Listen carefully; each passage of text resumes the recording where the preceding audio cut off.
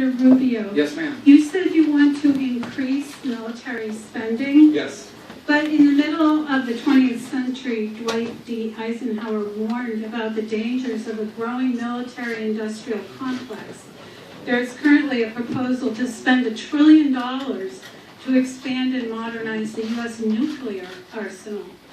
As president, what would you do to make sure the military-industrial complex does not have undue influence over our foreign policy and our domestic priorities? Well, we don't have enough defense contract to competition. Right now, when you put a defense project up to bid, you just don't have enough companies bidding on them. So we're not getting enough of a better price. We need to open up defense contracting to more competition. The second thing is we have to improve our procurement process. We're actually not spending a lot of money on new weapons systems right now. We're just not. Most of our money in the Defense Department is being spent in expanding the civilian workforce. A lot of it is being spent. That needs to stop. And by the way that the military buys its computers, its copiers, its paper, everything is not the way a business would do. All of that needs to be reformed. But let me just say that President Eisenhower lived in a different world than we live in. Most certainly he lived in a world where the threat of the Soviet Union was a very serious one. And by the way, we had to build up our military to confront that threat, because the Soviet Union at one time had a strategic advantage over the United States in nuclear weapons, and it actually made the world more dangerous. If a nation thinks they can win a nuclear exchange, you are tempting them to try one. The reason why we never had a nuclear war is because both countries knew they would both die if they did, and neither one of them wanted to die. Number two, we have to modernize our nuclear weapons because China's doing it and Russia's doing it. We have to make sure ours works so that we hope we never have to use them.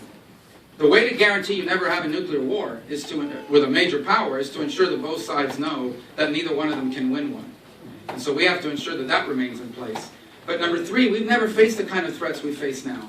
We face the threats of traditional nation states like China, that in many instances is now out-innovating us, primarily because they steal our secrets and then build on it. But they're out-innovating us when it comes to certain weapons systems. The Chinese today can destroy an aircraft carrier with a shore-fired rocket. And we don't have an answer for that. We have to develop an answer. They practice blowing up our satellites. If our satellites get blown up, none of our stuff works. None of our technology works. The Russians, despite having a terrible economy, are increasing their defense spending. So we face traditional nation-state threats. Then we face rogue states like North Korea. The leader of North Korea is crazy. He's a nut. But he has nuclear warheads and a missile that can reach the United States. We need a missile defense shield. Iran may have one too. So we're in the age of proliferation. And then you have these radical terrorist groups who pose a real threat to America. We've never faced a threat like this. People using the refugee crisis and the immigration system to infiltrate killers into other countries, using the internet to radicalize Americans like they did in San Bernardino, where an American citizen, born and raised in this country, killed 14 people and was on his way to killing more. We face some real significant threats.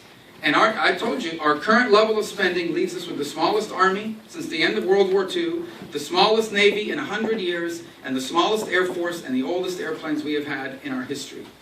We cannot face our global threats with that lot line that we have today. So we'll fix procurement, no doubt about it. Because every dollar that's wasted in the Defense Department is a dollar that's not defending you. But we are going to rebuild the U.S. military when I'm president.